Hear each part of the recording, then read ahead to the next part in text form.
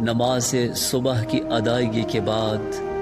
اپنے لشکر کی صفوں کو ترتیب دیا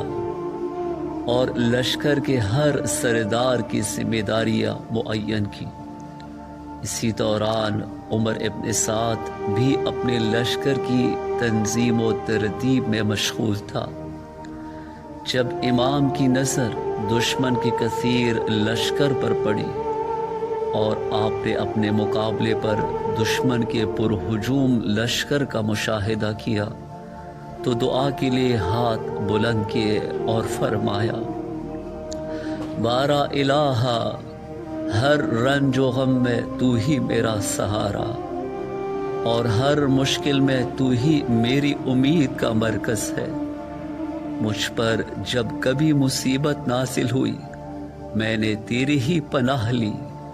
تیرے ہی ذریعے اپنے بچاؤ کا سامان کیا۔ کتنی ہی ایسے مصائب اور الام آئے